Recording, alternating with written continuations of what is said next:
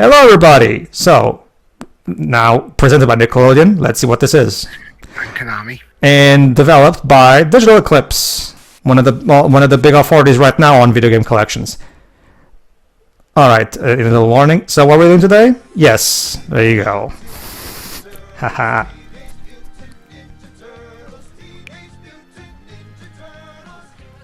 I'm guessing it pleases you that Nick seems to really be favoring the 80s takes on these characters, given who's shown up in their crossovers lately. Well, where's the 2003 love? well, to be fair, when it comes to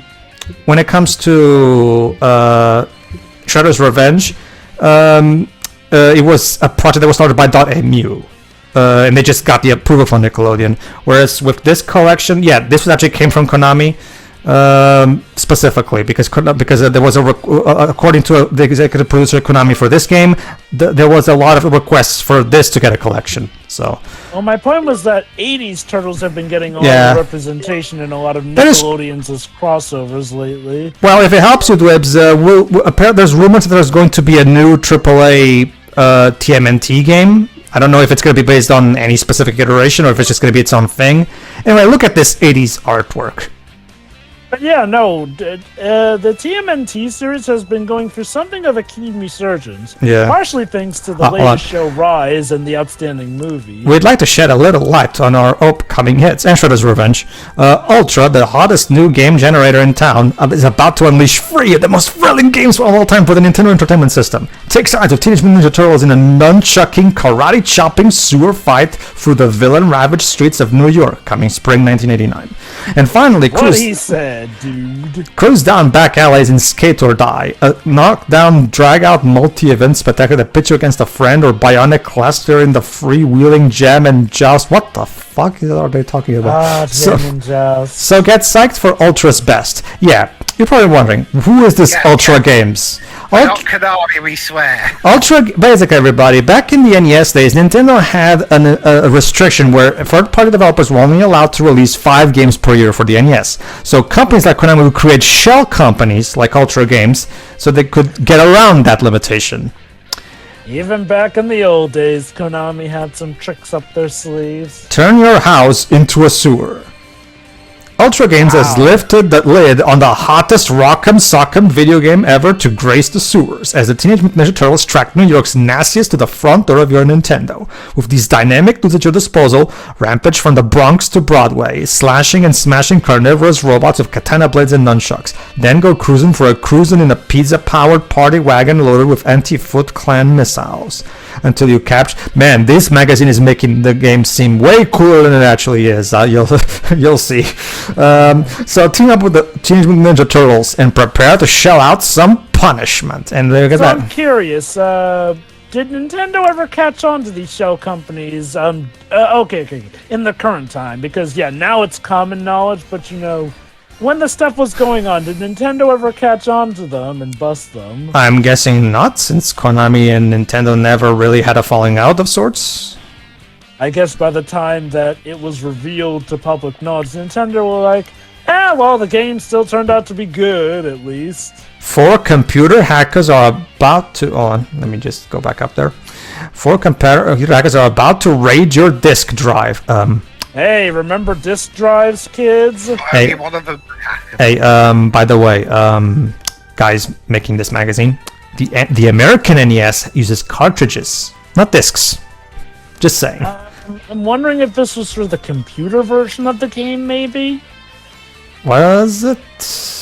I assume since they say disk drive. The cover they show is the cover of the NES version, so... Well, that could have been mixed up marketing. Let me check. Well, whatever. The point is, the game constantly talking about how, you search for bonus weapons like the triple shuriken. You also have to think fast, switching turtle identities in order to match their karate skills with those of the enemy. So grab your joystick and nunchucks, then control every leap, chop, slice, and dice until you splatter Shredder senseless or get yourself hacked into turtle soup. So that's a thing.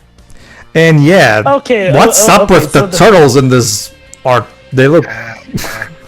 they trying to base this off the comic ones? No, I'm sorry. Kevin's drawings were not like that, though. Now, the cover actually looks much more like Kevin's drawings, because in the original iteration, all 4 turtles had red bandanas. They was only changed that to later in the cartoon to have different colors, to make it easier. Go on, Jova, you were saying? In regards to there being a disk drive, there was a port of this made to the MC-DOS, Commodore 64, ZX Spectrum, Atari ST, and Amiga. So... All right, then. Hey, look, so guess what, guys? Remember that awesome TMN Turtles game we saw in the magazine? Guess what? I bought it, and here's the box. Hey, look at that, guys. Look at that, guys. It has the official Nintendo seal of quality. That means it must be great. The official Nintendo seal of quality would never go into something that's a huge piece of crap, would it? Yeah. The idea was for it not to. You mentioned box art earlier. The actual box art for the compilation was designed by Kevin Eastman. Yeah, it was. Yeah, that checks out. Basically, Kevin Eastman was the original artist of the TMNT but comics. Here's the heresy. For one player only. Yes, the game about multiple TMNT characters was a one-player game. What happened when the other 3 just feeling lazy in No, the sewers? the idea was that you can switch between all 4 turtles on the fly. Which is Or cool, maybe- but still, this is a game that was practically begging for co-op. Well, Java- Maybe they were too busy banging on sewer pipes. Don't worry, Java, that's what the sequel is for. Carnivorous Robots Showdown in Chinatown, while Brutal Ninjutsu Wars Blood Bronx to Bronx, blah blah blah. Police Wait, SWAT teams. carnivorous robots? So these robots eat meat? They're talking about the Mausers, by Baxter Oh, Stockman. right, those ones. So team up with the Turtles, Raphael, Leonardo, Michelangelo, Donatello, then switch on to the Tortoise Radar? Or do you mean Turtle Radar? And following your map and sixth sense past savage traps and secret sewage passages until you knock heads with the nasty ninjutsu. You mean they're ninjas? They're not ninjutsu. Whoever made this cover, ninjutsu is a ninja technique. I know, guys. I'm looking forward to Teenage. I don't know about you guys, but I'm looking forward to Teenage Mutant Ninja Tortoises. Well, okay. To be fair, the Tortoise Raider is probably a pun. I guess. assume. So yeah, this is the As for ninjutsu, they are Ninja Turtles after all. and this is the cover, the Famicom version, aka the Japanese version of the game. Because in typical Digital Eclipse fashion, they include both the American and Japanese versions of the games. So yeah, we also have the manuals of both the American and Japanese versions. You can check them out. And yeah, it's similar to the Sonic manuals that we talked about in our recent Sonic Collections thingy. Yeah, the Japanese manuals tend to have more color and drawings to them. Yes, Dwarfs? Hang on, I'm a bit confused. I thought the series was called Teenage Mutant Hero Turtles. Yeah, sorry, Dwarfs. We're going with the American title because that title, the hero title, is stupid. Anyway. What are you talking about? Some bootleg title? No, basically, Jova, here in the good old UK, Jova, thought that the word ninja was too hardcore for little kids, so they changed the name from Teenage Mutant Ninja Turtles to Teenage Mutant Hero Turtles. And since all of Europe got it from the UK, we were all stuck with it. Thanks, UK. It's like the Sonic X intro all over again. But yeah, I'm sorry, that does not roll off the tongue nearly as good as Ninja Turtles. No, anyway, story. Prepare to shell out some punishment. Steam rises from Wall Street sewers like hot breath from a pack of wild... What? Just below the pavement's puddle-strewn surface, the Teenage Mutant Ninja Turtles have gathered around the leftovers of a family reunion-sized sausage pizza with extra sauce. Usually these party dudes would inhale the mozzarella platter as if it were the last za on Earth. Get it? Pizza. You see? 90s, yo! You see, only hours ago, their trusted friend April was kidnapped from her mobile news van by vile, ruthless terrorist bully Shredder. Ruthless terrorist bully. He's a slice-o-matic crumb, a villain more vicious than an army of mind-altered Bruce Lees. With their lovely caller held hostage, the fearless foursome must concoct a way to rescue April before Shredder... I love the 90s. They'll combine the 90s, back when we were constantly trying way too hard to make everything seemed like the coolest thing ever made. And bless them for it. It's such a treasure to look back on. To fresh, Shredder and capture his life Transformer gun, the lone piece of technology that can turn their rat friend Splinter back into the man he used to be. So take control of these heroes in a half shell and either claim total victory over New York's premier Kickman, or lead them into the menu at McTurtle's, home of the quarter flounder of cheese. I am 90s lingo. I am genuinely wondering if the people who wrote this manual even know what half of these words even mean. Anyway, the Turtles, not to be confused with the Beatles. Ah, yes, because that's common. The Fab Four of Karate-dom, which they're not karate and ninja are not karate and ninjutsu are not the same thing. It's a karate. Stars are pumped full of piece of power, which has different skill and unique ability. Leonardo's primary weapon is the hair-splitting katana blade. He's most effective when attacking sewer enemies, especially ones that lurk overhead. I'll get back to that. Raphael, the needle-tipped sai is Raphael's preferred attack tool. The speed and grace of his strikes are what he prides himself on. As for Michelangelo, compared to his comrades, Michelangelo's power is only average. Enemies around his feet usually fall prey to Nunchaku's onslaught, although his courage will amaze you. As for Donatello, the dreaded bow, not to be confused with everyone's favorite 10? What? Is Donatello's form of amusement. Don't be fooled by the fact that it looks like a simple stick, because this baby can take out enemies from both above and below. Yeah. I know that 10 is referencing something, but I'll be honest, I don't know what it is. Me neither. Yeah. Here's what the game doesn't tell you. Donatello not only has the longest range of all the turtles, he's also the strongest of all the turtles. So Donatello is going to be the primary turtle we're gonna be using. Well, he is played by Sam Rigo, so it just makes sense. That's in the 2003 version. Yeah.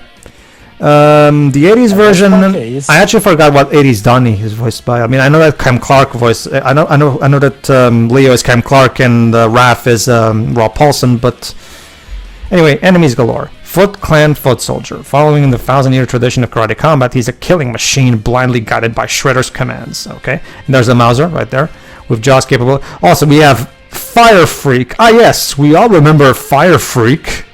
You know, basically, it's literally an ex-pyromaniac who now is set a light on fire. Have fun, kids. And there's a good. Always on fire all the time. We also have Bebop and Rocksteady, and we have Shredder over there, and Mecha Turtle. Also, Mecha Turtle. We'll talk about that. Yeah, here's the thing about this game. This game takes more inspiration from the actual comics rather than the 80s cartoon. Which is why in this game Shredder has a red outfit instead of a purple outfit. I love this one. Treat your Ultra Games cassette.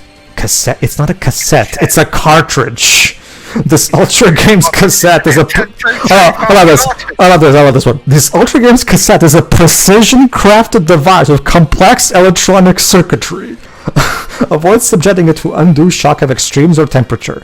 Never attempt to open or dismantle the cassette. Do not touch the terminal leads or allow them to come into contact with water, or the game's circuitry will be damaged.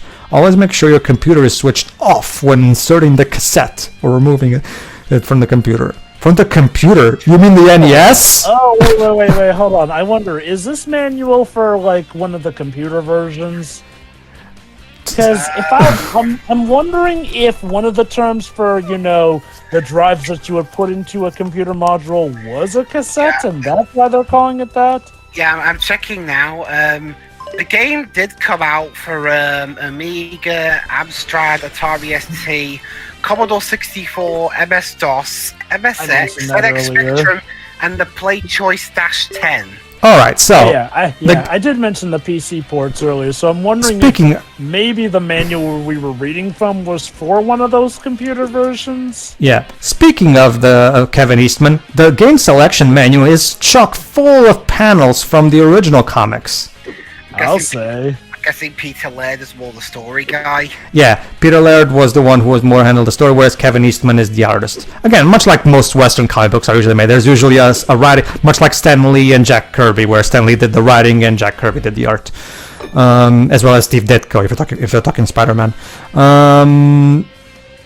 Okay, so the original Japanese version of the game is called Legend of the Extreme Ninja Turtles.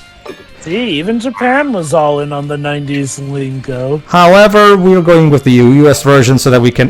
Okay, in true Digital Eclipse fashion, you also have the ability to remove the slowdown from whenever there's a lot on screen, as well as remove all the sprite flickering that will also happen when there's a lot on screen.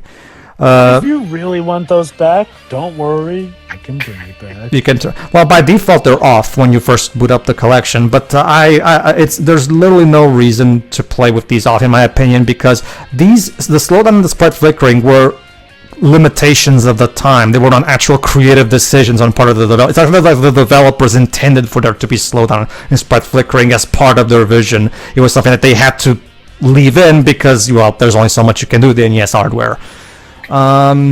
So this is, if anything, this makes the game more akin to the developer's original vision. So let's actually play it like that. Alright, so guys, this manual and these magazines make this game seem so cool. I'm sure this game is gonna be the bee's knees, am I right? Totally rad, bruh. Alright, so here we have... Come on, guys, let's go off and save Splinter's daughter. April O'Neil, sorry. Splinter doesn't have a daughter. Enough turtles to save the president's daughter. Michelangelo, the nunchucks. Nunchakus. It's pronounced nunchucks, oops. Donatello, bow. And as you can see, that bow has quite a bit of range to it. Alright, so the story is, like we said, April was kidnapped by the Shredder.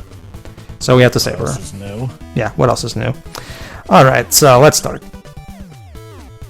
And there you go. We start here in the streets of New York. And might as well get into the sewers. So we start off by playing as Leonardo. However, alright, so Leonardo, as we saw, has the katana blades. Now, if I remember correctly, I'm gonna check and let's light them up. Get extra energy with pizza. You can do it. There you go. Alright, so at any point in the time, you can press start so you can go into the character selection screen and you get hints by Splinter, as well as you'll be able to switch from the turtles. As you can see, Raphael has the sai, and Leonardo has the katana, like I said. There you go. I forgot to show this. Yeah, you can. The thing about this game, you can also press up and down to do upward and downward attacks. Keep this in mind because it's going to be important for later. There you go. As you can see, Mikey doesn't have that much range. However, Donnie, on the other hand, look, he is by far the best turtle in the game, because not only does he have the longest range, he's the physically strongest, meaning he deals more damage. You'd think Raph, who's the muscle of the group, would be the strongest one. Anyway, let's check our Nintendo Power to take a look. Yeah. Digital Eclipse also created this awesome strategy guide for each game that mimics the layout of the Nintendo Power magazines. The Turtles NES debut. In this single-player adventure, you'll explore 5 non-linear city areas and one shocking underwater maze, trying to track down Shredder and get his live Transformer gun so you can turn Splinter back into a hero. This was originally released in May 12 in 1989 in Japan and June in America. Alright, turtle tip number 1. Rocksteady's a big pushover if you know how to handle them. Just switch to Donatello and get up on top of the stack of crates for the right side of the screen. That big dummy can get up there, but Donnie can still smack him upside the head with his bow. Hasta la vista, Rocky. Yeah, that's the most common trick. James Rolfe mentioned this in his review that he made back in the day. It's a very common trick to beating Rocksteady. Boomerangs. Bro, don't bogart those boomerangs. If you want to pass some rangs between turtles, just throw into the air and swap characters in the pause menu. The new turtle can catch them as they return. Yeah, so if you use that trick, you can share boomerangs. Turtle tip number 2. Oh, we have to notice Donnie's do's and don'ts. Don't try to jump over this tiny gap in Area 3. Do walk right over it. Yeah, remember, those who saw the original VGN review of this game know that, you're not supposed to jump over this gap. You're supposed to walk over it. I'm surprised that they actually literally kept that in instead of, patching that up. Well, they wanted to still be relatively faithful to the original game and not alter it too much, And to their credit, they at least do give you this warning with the manual. Yeah, getting totaled by the Technodrum, took too many hits from a Fire Fiend, well, no problemo. Use the rewind feature and try again. Yeah, much like Rare Replay and Mega Man Legacy Collection 1, which was also made by Digital Eclipse. This game also includes rewind, a rewind feature, which, again, trust me, I don't even consider the rewind feature for this particular game cheat. As far as I'm concerned, it's a quality of life improvement. But anyway, Oh, they'll see why soon enough. one of the cool things is that the strategy guide also includes a map, a convenient map that tells you all the stuff that you need to know about where to go, because this game is fucking confusing as all hell. There's a lot of passages that go nowhere and do nothing but just waste your time and precious HP. So trust me, if you're gonna play this game, use this guide. You'll avoid yourself a lot of frustration. So how long until we get a repacking of Zelda games that comes with the much needed feature of a clear map like this? So you're playing on the PS5 then, I take it then, Pedro? Yes, it makes it easier for me to record in 60 FPS and everything.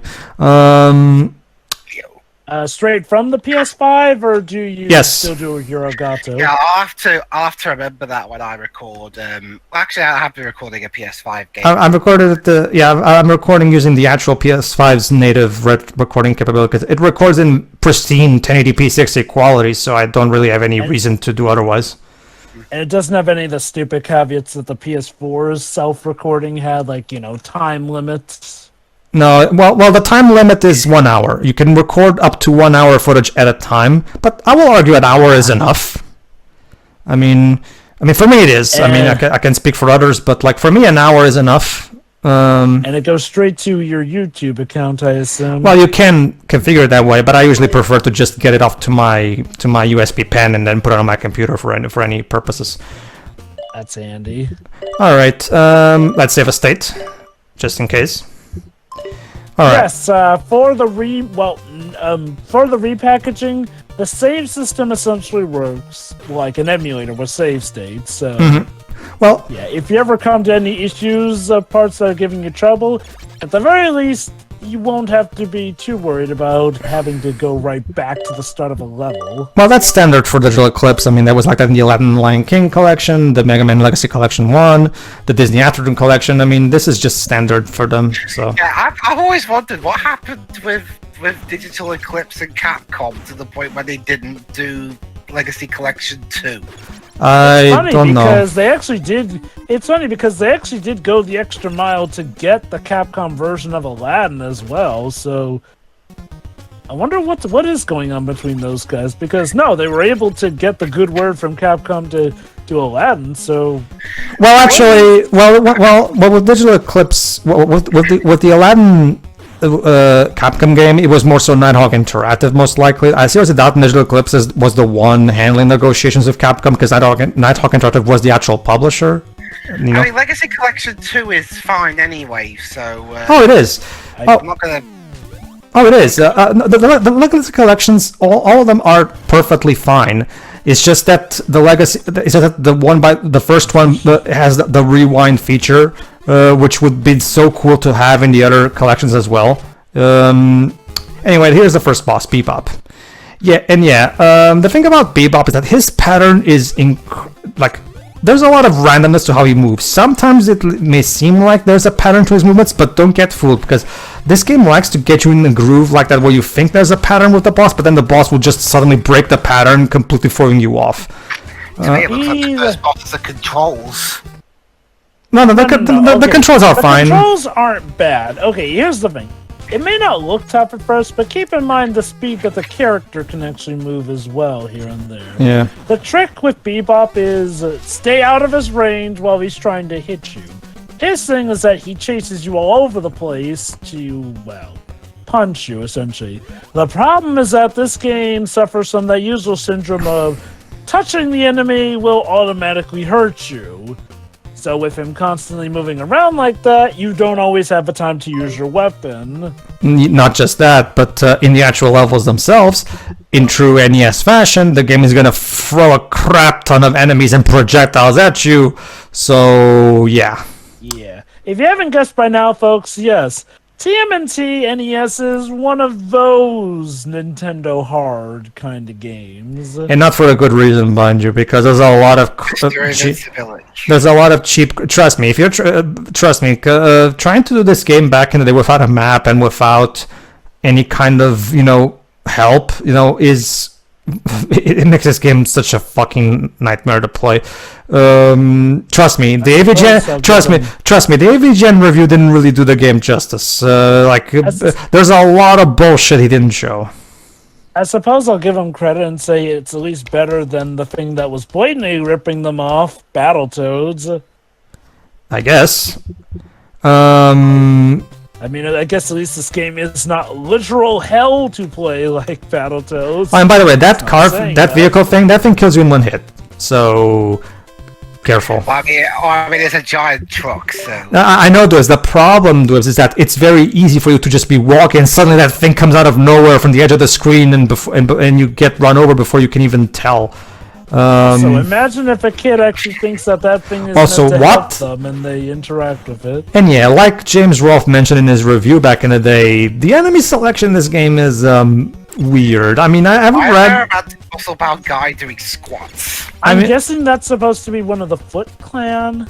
Oh, also, Leatherhead, what are you doing here? Like, the fuck?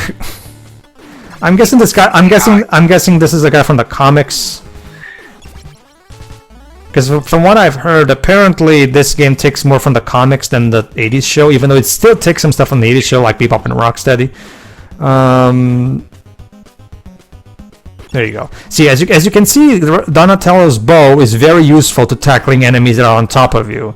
So yeah, what you do with this game when you're playing on the Cowabunga Collection is play as Donnie and mix liberal use of the rewind feature, because trust me, it will make the overall experience a lot less frustrating. All right, there you go. Keep in mind, everybody, I'm progressing in the game well, but that's only because, as you're seeing, I'm using the map to orient myself. Yep. Because, trust me, trying to play this game without knowing where the game wants you to go, yeah, you're gonna run into a lot of passages and sewers that lead to nothing, and just end up going... I wish it was just nothing. Sometimes they literally drop you into rooms full of enemies. If by sometimes you mean all the time, then yeah. Alright, let's kill this thing. God, this fucking... Now, if I am to give this game some credit, granted, part of that is due to the rewind function, but outside of that, as long as you know where you're going, it doesn't feel too unfair. It does still have those moments still. Oh, true. That is true, Java, but honestly, I hate it when a guide is essential to enjoying a game, to be honest with you. Oh, trust me. The fact that the map is what makes it more fluid, that's a problem in and of itself. What I mean is, a lot of times with games like these, it's more than just lack of knowing where to go that can make them a bit of a problem here and there. From what I can recall, the controls, for the most part, are fine. The one main egregious thing is not knowing where you're going. Otherwise, this feels like something that is worthy of the Nintendo Steel quality. That's a thing, Jova. While it is true that, I'll put it this way, it's not just the fact that you need a map, it's also the fact that, and trust me, it's not as obvious now, but as the game moves on, the game gets to, the difficulty ramps up to a point where it's just flat out ridiculous. Look at this, for example. It's literally, it's literally impossible to get up here without getting hurt. I'm not even kidding. Trust me. That is bad. Trust me. I've tried multiple things. It's literally impossible to get up here and not get hurt. So basically, I'm going to switch to Leo so that Leo takes because the enemy will immediately jump at you. And that enemy takes, even with Donnie, that enemy takes at the very least 2 hits. So even if you manage to hit him first, he's still gonna kick you, no matter what you do. So that's literally a cheap shot at you that you can't avoid. This game. Okay, if I'm comparing, since you mentioned Mega Man collections earlier, so would you say this is basically like if the first game of the compilation was X7 or something? If that helps you, sure. It starts off with the weakest one. Okay. I would not call this as bad as X7, which, again, that probably says more about X7 than it does about this game. But this game definitely has its issues. I guess... Let me tell you this, Jova. Let me tell you this, Jova. Trying to play this... The game seems playable in the Cowabunga Collection, but when you're actually trying to play it the way it was intended, with no map, no hints or previews of much of anything, it's a nightmare to play. Anyway, go ahead, Jova. Let the Foot Clan destroy the dam. You have You my have my support. yeah, and that's all April says. By the way, here's the hint: you have my support. And by that, we don't mean she'll be playable or anything. Nah, well, you have to get Shredder's revenge for that. All right, everybody, tune in next time where we get into the infamous water level. See you then. See ya.